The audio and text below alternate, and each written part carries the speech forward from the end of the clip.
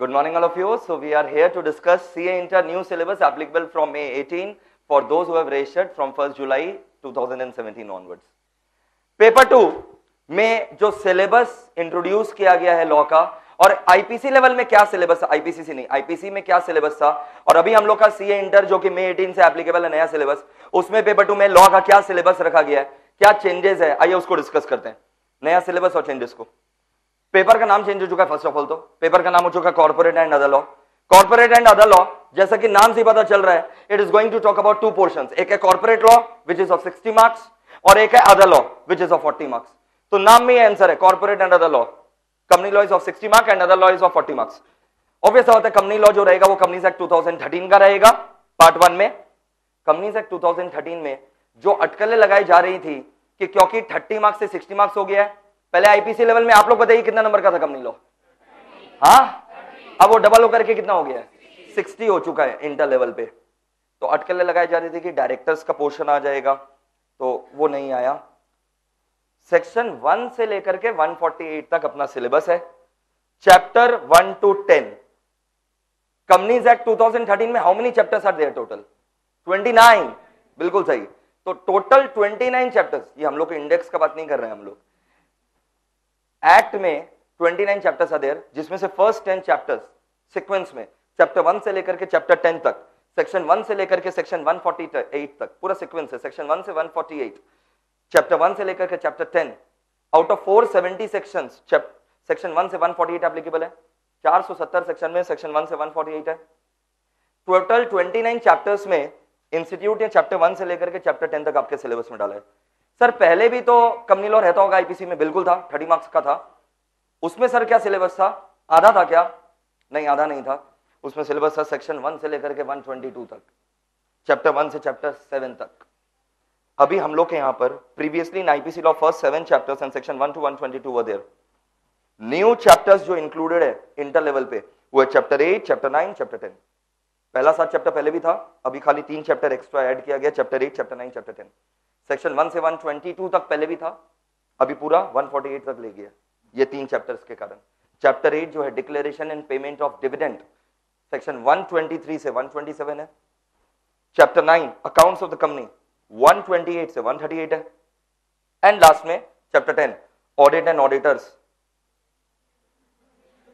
Section 139 से 148 तक है। जो आप लोग ऑडिट में पढ़ते थे, ऑडिट में अभी भी है, उस वहां से निकाला नहीं गया, यहां पर भी डाल दिया गया है, कंपनी लॉ में भी डाल दिया गया है। तो एक्चुअल में अगर देखा जाए तो लॉ में आप लोग का chapter 8 and chapter 9 are the brand new entries at the inter level. एक डिविडेंड वाला चैप्टर और एक अकाउंट्स ऑफ द कंपनी वाला chapter. Accounts of the company audit में भी था, यहां पर डिटेल में डाल दिया गया। और ऑडिट एंड ऑडिटर तो पूरा as it is cut paste है कि कॉपी पेस्ट है? Not cut paste, copy paste, वहां पर अभी भी है। तो ये 3 चैप्टर एक्स्ट्रा। हम लोग कंपनी लॉ में मेरे यहां पर लगभग 30 क्लासेस के करीब लेते थे टू कवर 30 मार्क्स का पोर्शन इंटर लेवल पे। सीएस वाला लोग को तो बात ही मत करना, उन लोग का तो सेंचुरी टाइप्स हो जाता है। इंटर लेवल पे मैक्सिमम नंबर ऑफ क्लासेस हम लोग के यहीं पर था, 30 क्लासेस रहता था 30 मार्क्स के लिए। मेरे बच्चे मेरे को आकर के बोलते भी थे, कंप्लेन नहीं करते थे उन लोग को, क्योंकि कंपनी लॉ हम लोग के यहाँ पर जन्नत बोला जाता है। तो उन लोग आकर रिक्वेस्ट करते थे, या मतलब ग्रीवेंसेस प्लेस करते थे कि सर जब से चालू हुआ है तब से कंपनी लॉ ही चल रहा है, 30 मार्क्स का चले ही जा रहा है, चले ही जा रहा है, चले ही जा रहा है, and only for 30 marks you are giving 30 classes, 31 classes. और फिर एग्जाम भी सबका अच्छा जाता था, लेकिन फिर आकर के बोलते थे सर ये चैप्टर नहीं आया, सर इतना पढ़ करके गए थे सर वो चैप्टर। तो मेरे बच्चों 30 नंबर है, 30 नंबर में क्या क्या दे देगा इंस्टीट्यूट? It's impossible. तो फाइनली इंस्टीट्यूट ने मेरा और मेरे बच्चों का सुना, स्टूडेंट्स का सुना, और कंपनी लॉ को ड्यू डिजर्विंग क्रेडिट दिया गया। 60 marks, it deserve 60 marks. But syllabus जो है ऑलरेडी कंपनी लॉ का वास्ट था चैप्टर 1 से 7 तक, अब खाली 3 चैप्टर आप देखिए डाला गया। सेक्शन 122 तक तो पहले भी था, अभी खाली 123 से 148 नया 3 चैप्टर डाला गया है, क्योंकि ऑलरेडी इंस्टीट्यूट के पास इतना सारा चैप्टर था जिसे वो क्वेश्चन नहीं बना सक रहा था because of the lack of the marks. But now it is having full freedom to set the question from each and every chapter of company law. The 10 chapters are there. From all the 10 chapters, the questions will be set by the institute, which was not previously the case. because of the lack of the freedom to allot the marks. तो finally company law के साथ इंसाफ हो गया है. Okay, NCLT ने किया कि ICI ने किया? बहुत ही superbly scientifically well thought designed plan है. मतलब it's not that rapidly syllabus को हॉच पॉच वे में मैनर में ले आया गया. बहुत ही साइंटिफिकली प्लान्ड तरीके से सिलेबस को इंट्रोड्यूस किया गया. तो कंपनी लॉ पूरा 60 मार्क्स. देखा गया कि पहला 7 चैप्टर ऑलरेडी ज्यादा था, तो 3 चैप्टर खाली डाला गया और 30 को 60 कर दिया गया. Very good. सर अभी हम लोग का कितना क्लास रहेगा? पहले तो ऑलरेडी हम लोग का 30 क्लासेस रहता ही था. अब लगभग हम लोग का कंपनी लॉ में लगभग 40 से लेकर के 45 क्लासेस के बीच में रहेगा. 40 से 45 क्लासेस के बीच में रहेगा. Now coming to other law. Other law में 40 मार्क्स का है. कॉन्ट्रैक्ट पहले भी था, एनआई पहले भी था, लेकिन फर्क है. कॉन्ट्रैक्ट जो पहले था ना, इंस्टीट्यूट पूरा कॉन्ट्रैक्ट एक्ट रख कर करा था. At IPC level the entire Indian contract act 1872 was again made applicable for the IPC students.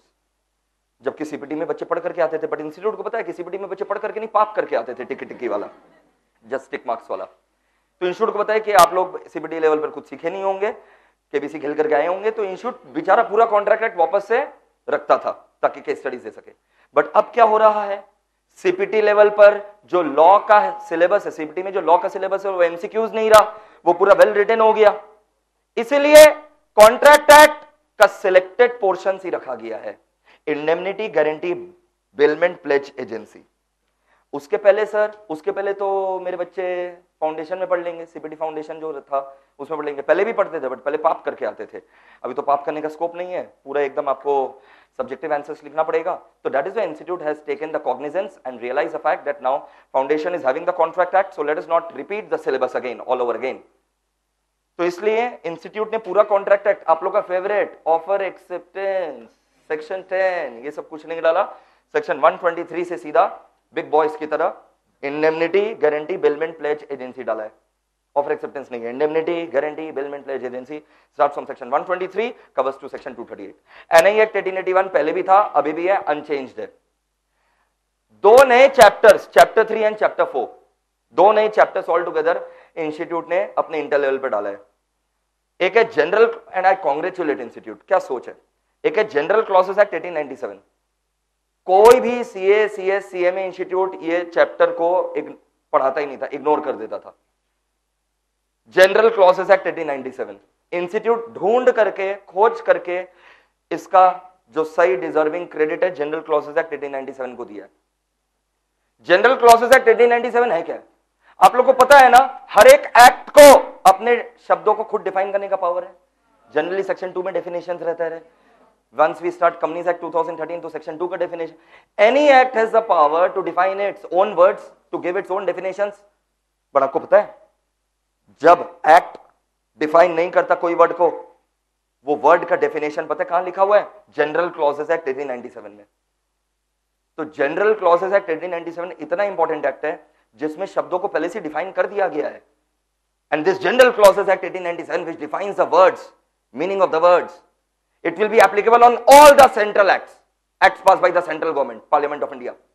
सारे के सारे सेंट्रल एक्ट्स के ऊपर जो यहां पर वर्ड्स का डेफिनेशन है वो एप्लीकेबल रहेगा, unless otherwise provided in their own specific act. आपको तो पता ही है, general act will override specific act, specific act will override general act. तो ये क्या है? General act. This is specific act की जनरल एक्ट. अगर स्पेसिफिक एक्ट कुछ खुद से डेफिनेशन दिया है which is inconsistent with the general clauses act, if the specific act has given a definition which is not matching with the general clauses act, you will follow the definition of that specific act. But if the specific act is silent on a particular definition, the definition will be taken from general clauses act 1897. You know what, हम लोग का जो भारतीय संविधान है वो बाद में आया, पहले ये आया जनरल क्लॉसेस एक्ट 1897. और you know what, the constitution of India, भारतीय संविधान is interpreted by applying the general clauses act 1897. हम लोग का जो कॉन्स्टिट्यूशन ऑफ इंडिया है वो इंटरप्रेट किया जाता है, उसको हम लोग पढ़ते हैं by applying the general clauses act 1897. as per article number 367, जो हम लोग का कॉन्स्टिट्यूशन ऑफ इंडिया है उसमें एक आर्टिकल नंबर है, आर्टिकल नंबर कौन सा? 367. उसमें साफ साफ लिखा हुआ है कि general clauses act 1897 will be made applicable to interpret the constitution of India.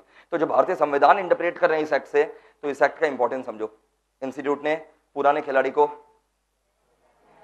पहली बार मौका दिया है। एंड इंटरप्रिटेशन ऑफ स्टैट्यूट आप लोगों को समझ में आता है। जैसे हम लोग तो अपने लॉ के क्लास में कभी ना कभी आप मेरे से सुने होंगे doctrine of harmonious construction, exceptional construction. तो ये सब जो होता है ये इंटरप्रिटेशन ऑफ स्टैट्यूट्स में लिखा हुआ है। इंटरप्रिटेशन ऑफ स्टैट्यूट मतलब बच्चों को लॉ इंटरप्रेट करना सिखाओ। हम तो अनऑफिशियली आपको सिखाते ही थे, बट अब ऑफिशियली सिखाना पड़ेगा कि बच्चों को लॉ को इंटरप्रेट करना सिखाओ। नोसिटर, असोसिएस, एक्सप्रेसियो, यूनिस, एक्सक्लूसिव, अल्टेरियस, this is the rules of interpretation of statutes. ये चैप्टर सीएस में था, सीएस एग्जीक्यूटिव में, वहां से ये चैप्टर बोरो कर लिया गया है। बहुत ही अच्छा चैप्टर है, मतलब भयानक वाला चैप्टर है, सुपर। तो ये 40 नंबर के लिए 4 चैप्टर रखा गया है। कौन कौन सा? कॉन्ट्रैक्ट एक्ट पूरा कि 123 ऑनवर्ड्स, एनआई एक्ट, और 2 ब्रांड न्यू चैप्टर का एंट्री हुआ है, general clauses act 1897 and interpretation of statute. Hero तो कंपनी लॉ ही रहने वाला है 60 मार्क्स का। मेरे यहाँ पे लगभग 40-42 क्लास रहेगा और ये सब चैप्टर कंप्लीट करने में अगेन मेरे को 20-22 क्लास लगेंगे, मतलब टोटल मिलाकर के 65 क्लासेस का खिला रहेगा ऑन एन एवरेज। अब इंस्टीट्यूट अपना डिटेल्ड नोट्स नहीं निकाला है, सिलेबस बता दिया है, नोट्स नहीं इशू किया है। मेरा तो नोट्स रेडी है, बट मेरा नोट्स फुल फ्लेजेड तभी होगा जब उसमें इंस्टीट्यूट का पूरा नोट्स जो है उसका भी फ्लेवर आ जाए। So soon the maths will be launched, we are fully ready. Come July 2017, the new batch for May 18 will start because the number of classes have increased because of the new syllabus. Oh my God! Bonus PF gratuity, जो मेरे बच्चों का inter का favourite chapter हुआ करता था IPC level में, bonus PF gratuity हट गया है।